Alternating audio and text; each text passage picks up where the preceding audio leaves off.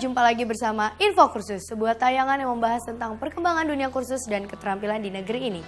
Pada perjumpaan kita kali ini, saya akan mengajak Anda melihat salah satu keterampilan yang sudah berkembang pesat serta banyak diminati oleh masyarakat kita, yaitu keterampilan refleksi, yang akan membahas tentang titik refleksi zona di telapak kaki. Dan untuk membahas materi ini, saya akan ditemani oleh seorang narasumber yang juga adalah seorang refleksolog, yaitu Bapak Hendro GS. Mari pemirsa, kita temui narasumber kita. Halo Bapak, apa kabar nih Pak? Baik, tampaknya sedang sibuk lagi. Ada apa ini Pak? Ya, kemarin kita sudah membahas tentang refleksi zona. Hari ini kita akan membahas tentang titik-titik atau area pijat refleksi zona di telapak kaki. Oke deh kalau begitu, silahkan dilanjutkan Bapak.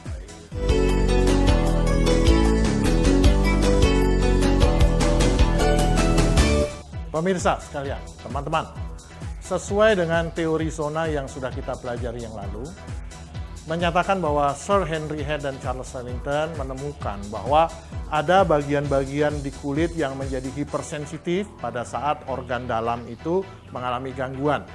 Terbukti juga bahwa apabila daerah-daerah yang sensitif tadi dipijat, maka organ-organ yang terganggu itu mulai melakukan penyembuhan.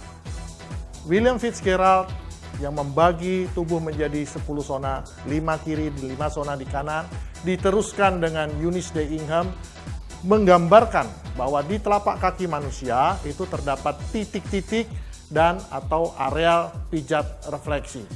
Disebut titik kalau arealnya itu hanya kecil, sebatas dengan ujung jari. Disebut areal itu kalau lebih dari ujung jari. Jadi sifat pemijatannya nanti bisa dengan mengurut ataupun berputar-putar. Teman-teman sekalian, ada 36 titik atau areal pijat refleksi di telapak kaki. Mari kita sebut satu-satu. Yang nomor 1 adalah otak besar. Nomor 2 adalah dahi.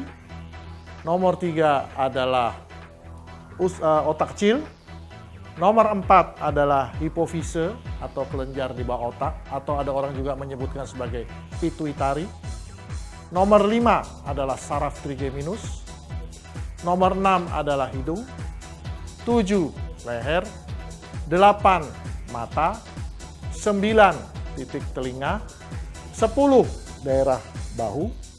11 otot trapesius ada di belakang. 12 kelenjar tiroid, 13 kelenjar paratiroid yang ada di atas tenggorokan, 14 paru-paru dan bronkus, 15 lambung, 16 usus 12 jari atau duodenum, 17 pankreas, 18 hati ada di kaki sebelah kanan, dan juga di sebelah kaki kanan juga nomor 19 kantung empedu, 20 serabut saraf lambung atau disebut juga solar plexus, 21 adrenal, 22 ginjal, 23 ureter, 24 kantung kemih, 25 usus kecil atau usus halus, 26 usus buntu, 27 katup iliosekal, 28 usus besar ascendens atau usus besar yang menaik, 29 usus besar transcendens atau yang mendatar, 30 usus besar descendens atau yang menurun, hanya ada di kaki kiri. Kemudian 31 adalah rektum, 32 anus, 33 adalah jantung, hanya ada di kaki kiri. 34 limpa, hanya ada di kaki kiri. 35 lutut. 36 adalah kelenjar reproduksi. Teman-teman sekalian, itulah 36 titik pijat refleksi yang ada di telapak kaki. Anda pasti ingin mengetahui kelanjutan penjelasan dari narasumber tentang keterampilan refleksi ini bukan? Untuk itu jangan kemana-mana pemirsa, tetap di Info Kursus.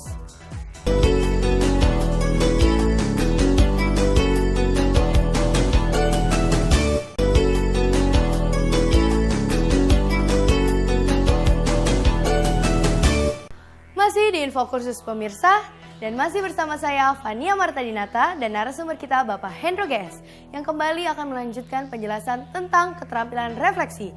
Dalam episode titik refleksi zona di telapak kaki, mari pemirsa kita simak penjelasan lanjutan dari sang narasumber. Pemirsa dan teman-teman sekalian, seperti biasa sebelum kita melakukan praktek pijat refleksi menggunakan alat dan bahan. Sekali lagi, ini adalah pengobatan tradisional. Jadi alat dan bahan itu tersedia di sekeliling kita dan mudah diperoleh. Yang nomor satu kita butuhkan adalah krim pijat. Seperti ini murni krim pijat, banyak bisa dibeli di pasaran. Atau krim pijat yang sudah dicampur dengan minyak gosok, misalnya seperti ini. Selain minyak dan krim pijat, bisa juga digunakan minyak biasa atau minyak pijat. Minyak pijat ini bisa dibuat dari minyak kelapa. Selain itu kita membutuhkan alkohol yang kita simpan dalam semprotan atau spray seperti ini. Kemudian juga bisa diletakkan seperti ini krimnya agar tidak mudah terpapar. Karena walaupun kita pengobatan tradisional tapi kita harus bisa melakukan pengobatan ini atau praktek pelaksanaan ini yang higienis. Jadi krim jangan langsung diambil untuk memijat, tapi gunakanlah mangkok ataupun piring kecil yang digunakan untuk mengambil krim secukupnya pada saat kita pemijatan. Selain itu, kita bisa memakai alat-alat bantu pijat. Alat bantu pijat, satu syaratnya adalah tidak boleh terbuat dari logam, boleh terbuat dari akrilik atau dari kayu. Alat-alat ini bisa dibuat sekehendak hati kita, prinsipnya adalah tidak boleh tajam. Ini dari akrilik seperti ini, atau kayu seperti ini yang banyak ditemui di pasaran, atau kayu seperti ini yang ada juga di pasaran, atau seperti ini yang ada di pasaran, ini semuanya ada. Yang penting adalah tumpul dan tidak menyakitkan apabila kita gunakan. Kita juga membutuhkan anduk yang bersih, karena anduk ini nanti akan digunakan untuk menyeka kaki klien yang sudah terpapar minyak pijat atau krim pijat.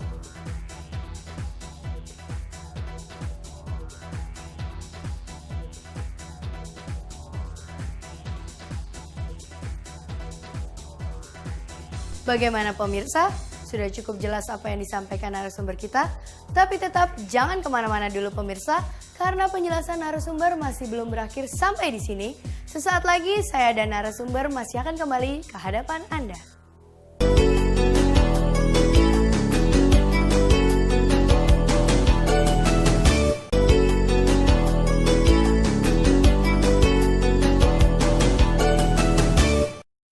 Masih di Info Kursus pemirsa dan masih bersama saya Fania Martadinata dan narasumber kita Bapak Hendro GS yang mengajak kita untuk membahas tentang titik refleksi zona di telapak kaki. Selanjutnya mari kembali kita simak penjelasan lanjutan dari sang narasumber. Baiklah pemirsa, teman-teman sekalian. Setelah terapis membersihkan kaki klien yang tadi telah direndam dengan air hangat, kemudian menyemprot dengan alkohol 70%, marilah kita sekarang bersama-sama menyimak titik-titik dari ke-36 titik di telapak kaki. Otak terbagi atas otak besar, itu titik refleksinya nomor 1. Otak kecil, titik refleksi nomor 3. Dan batang otak. Sistem saraf pusat bertugas menerima dan menerjemahkan rangsang serta menghasilkan respon. Jadi, titik kepala di sini adalah titik otak nomor 1, otak besar, dan titik otak kecil, titik nomor 3. Bila dipijat akan merangsang dan mengoptimalkan kerja sistem saraf pusat. Karenanya harus dipijat dan wajib dipijat pada setiap kali terapi. Titik nomor 2 yang terdapat di ujung-ujung jari adalah titik dahi atau sinus. Titik ini digunakan pada daerah-daerah sinus, ya, gangguan-gangguan pada daerah sinus. Juga untuk kepala, nyeri karena pilek dan ingus yang tidak lancar. Juga dapat digunakan untuk relaksasi atau menenangkan. Barangkali tanpa sadar kita melihat saat tegang dan banyak pikiran, stres, banyak orang memijat daerah dahi untuk meregakan ketegangan.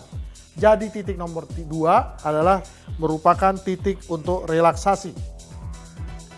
Selanjutnya adalah hipofise atau pituitari atau kelenjar di bawah otak di titik nomor 4. Titik ini merupakan titik yang wajib dipijat. Kenapa? Karena hipofise memproduksi hormon-hormon yang fungsinya memicu atau merangsang kerja dari kelenjar-kelenjar lain agar kelenjar tersebut memproduksi hormon. Hipofise mempengaruhi antara lain pertumbuhan, kelenjar tiroid, kelenjar paratiroid, kelenjar reproduksi, dalam hal ini mempersiapkan rahim untuk kehamilan, mengatur menstruasi pada wanita, dan juga mengatur sperma pada laki-laki. Dan yang terakhir adalah kelenjar adrenal.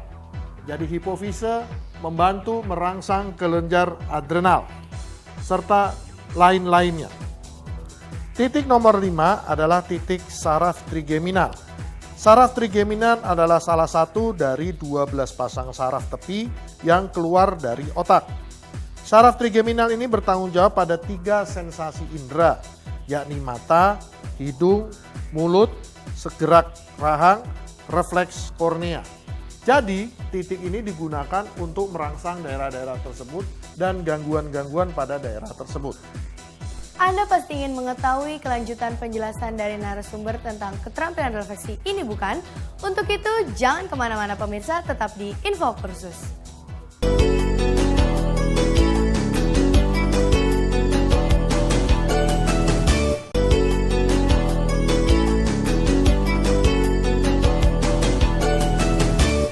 Masih di Info Kursus pemirsa dan masih bersama saya Fania Martadinata dan narasumber kita Bapak Hendro GS yang mengajak kita untuk membahas tentang titik refleksi zona di telapak kaki.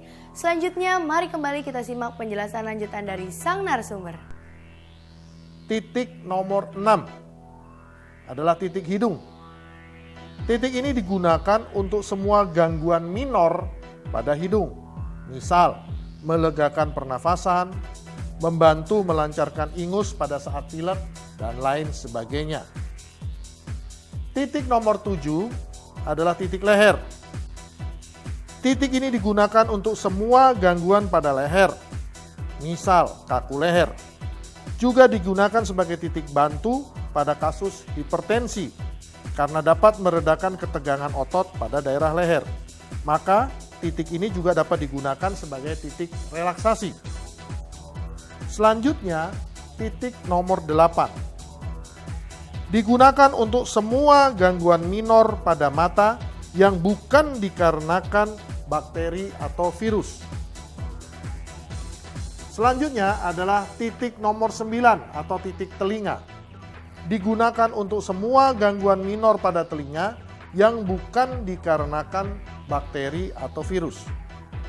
Titik ini bila digabungkan dengan titik organ keseimbangan atau titik nomor 42 dapat digunakan untuk kasus-kasus berkurangnya atau hilangnya keseimbangan tubuh, di mana orang yang berjalan sempoyongan pada orang lanjut usia, juga bermanfaat untuk kasus pusing 7 keliling atau yang disebut juga vertigo, atau pusing sebelah yang disebut juga sebagai migrain.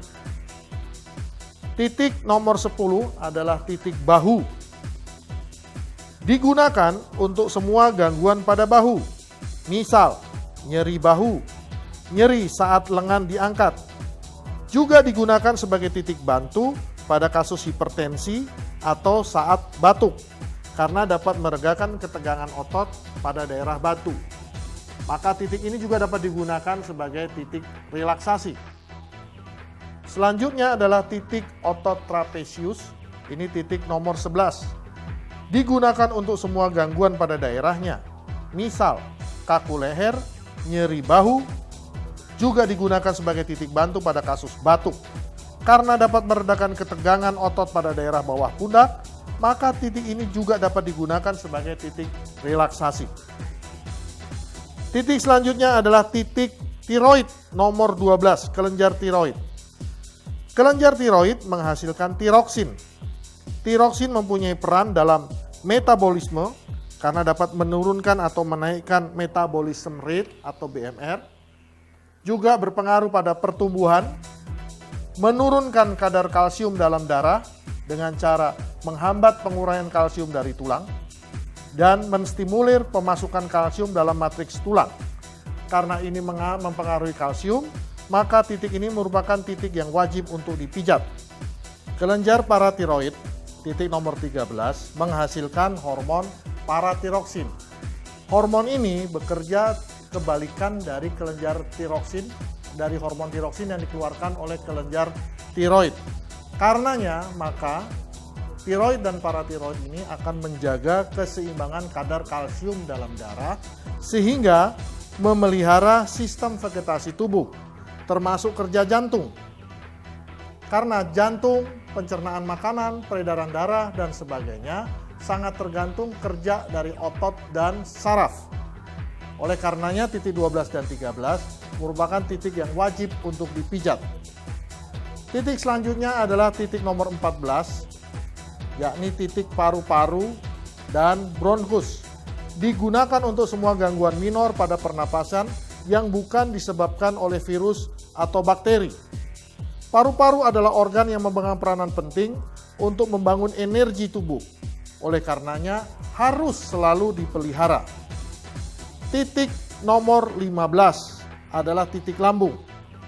Makanan memasuki daerah lambung melewati kerongkongan. Di lambung, proses makanan dilumatkan dengan proses gerak peristatik.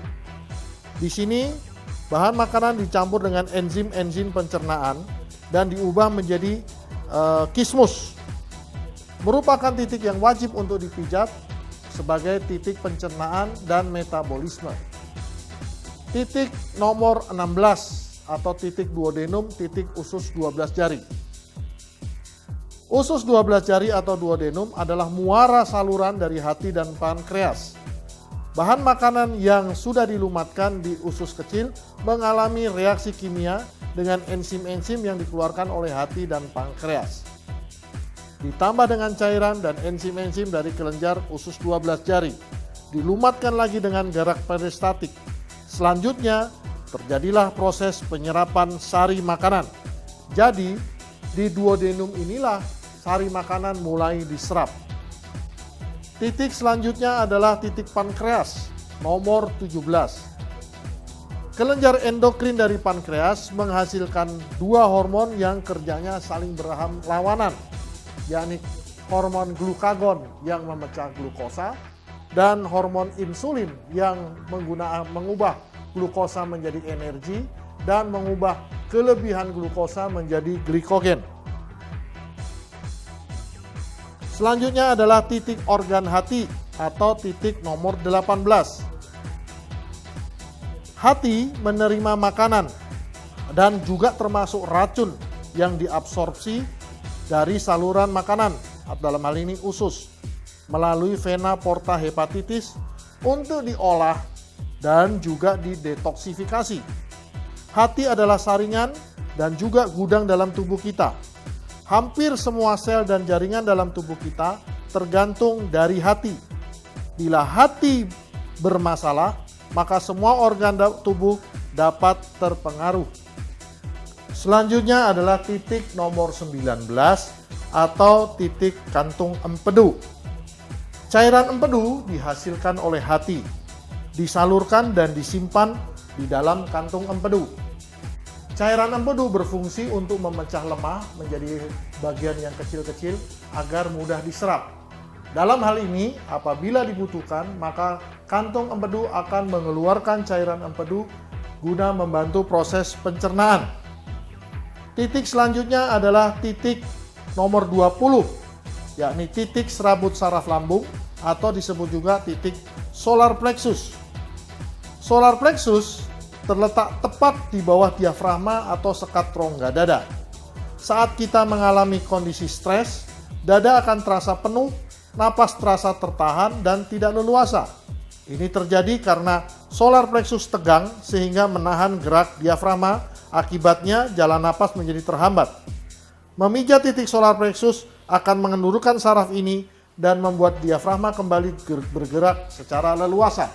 Hasilnya nafas akan kembali lega, perasaan tertekan menjadi hilang. Jadi, titik solar plexus ini selain digunakan untuk melegakan pernapasan, digunakan untuk melepaskan semua jenis ketegangan saraf, bersifat menenangkan, dan merupakan titik untuk relaksasi. Titik selanjutnya adalah titik kelenjar adrenal, nomor 21. Adrenal, korteks adrenal atau bagian dari luar adrenal, menghasilkan hormon-hormon seks dan hormon-hormon yang termasuk dalam zat steroid.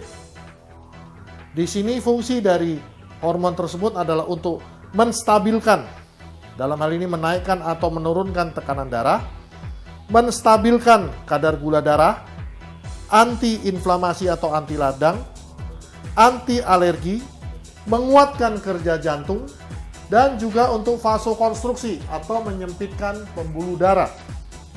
Bagian tengah dari adrenal atau medula adrenal menghasilkan adrenalin yang bersifat simpatis dan hormon noradrenalin yang bersifat parasimpatis. Kedua hormon ini mempunyai sifat dan cara kerja yang berlawanan sehingga dapat bekerja sama menjaga keseimbangan keadaan tubuh. Fungsi daripada hormon adrenalin adalah 1. Menaikkan metabolisme, 2. Menyempitkan pembuluh darah arteri, 3. Mempercepat kerja jantung. Otomatis yang keempat, menaikkan tekanan darah. Nomor 5, vasodilatasi atau melebarkan bronkus sehingga melebarkan saluran pernapasan dengan cara menurunkan ketegangan otot yang menekan pipa bronkus. Yang keenam, menahan stres. Titik yang selanjutnya adalah titik untuk sistem perkemihan, dimulai dengan titik nomor 22, yakni ginjal. Titik nomor 23, ureter atau saluran kencing. Titik nomor 24 adalah kantung kencing. Semuanya berfungsi untuk sistem perkemihan.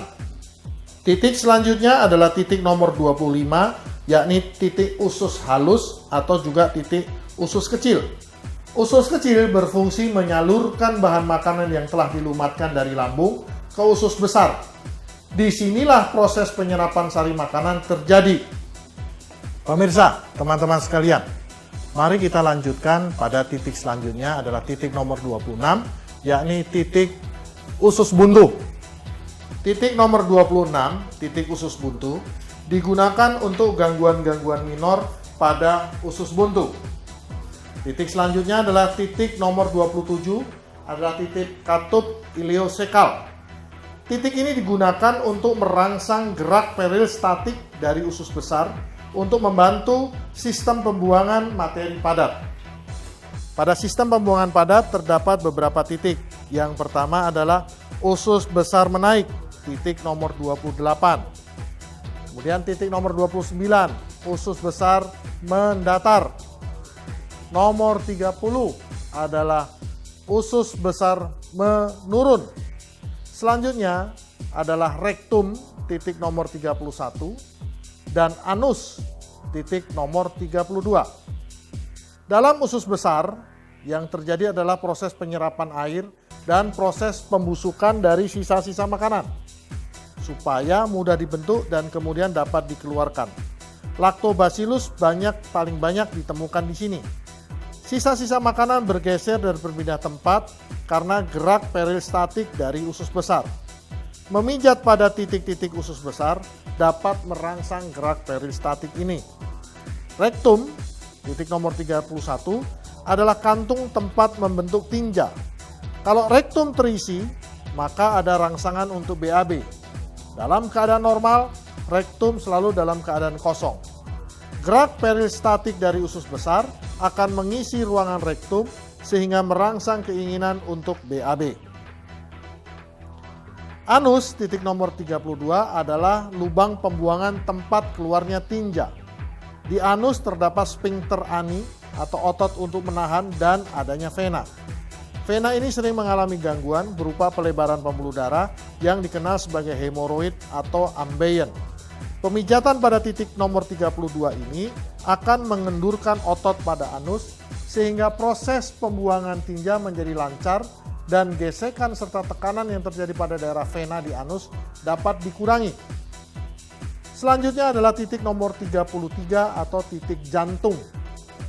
Jantung berfungsi memompa darah agar darah beredar di seluruh tubuh. Jantung harus bekerja setiap saat. Maka kita harus selalu menjaga kinerja jantung, di mana di dalamnya termasuk harus memelihara keseimbangan kadar kalsium dalam darah. Karena jantung bekerja menggunakan otot jantung, di mana otot dan saraf sangat memerlukan kalsium.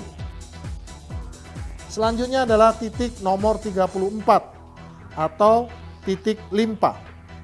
Fungsi limpa adalah fagositosis atau memakan sel-sel makrofag dari limpa, memakan mikroorganisme, eritrosit, leukosit, trombosit, atau apapun saja yang sudah tidak terpakai di dalam darah. Fungsi dari limpa berikutnya adalah respon imun, merupakan bagian dari sistem kekebalan tubuh manusia. Kemudian pada bayi, sistem limpa juga sistem hematopoiesis atau memproduksi darah. Kelenjar ini pembuat darah yang penting. Limpa juga menyimpan atau gudang dari eritrosit. Dalam keadaan darurat, cadangan eritrosit ini akan dikeluarkan. Eritrosit atau sel darah mengandung hemoglobin atau zat merah darah. Hb atau hemoglobin ini berfungsi untuk mengikat oksigen pada saat darah beredar di paru-paru. Sebagai informasi tambahan, Hb normal untuk pria adalah 13-18 gram per desiliter dan untuk pada wanita 11,5 sampai dengan 16,5. Titik selanjutnya adalah titik nomor 35 atau titik lutut. Digunakan untuk semua gangguan pada lutut, misal nyeri lutut, sulit meluruskan atau menunggu kaki, sulit, berat, atau nyeri saat berjalan, dan sebagainya. Titik yang terakhir pada telapak kaki adalah titik nomor 36 atau titik kelenjar reproduksi. Alat-alat reproduksi manusia mengalami pematangan saat pubertas dan terus bekerja hingga kemampuan reproduksi manusia berakhir. Bagi Anda yang ingin memperdalam dan berminat pada bidang keterampilan pijat refleksi ini, Anda bisa menghubungi lembaga kursus dan pelatihan terdekat atau dinas pendidikan setempat. Anda juga bisa mengunjungi website kami di www.infokursus.net. Akhir kata, saya Fania Marta Dinata beserta kru yang bertugas mengucapkan terima kasih atas perhatian Anda. Sampai jumpa pada episode yang akan datang. Salam Infokursus!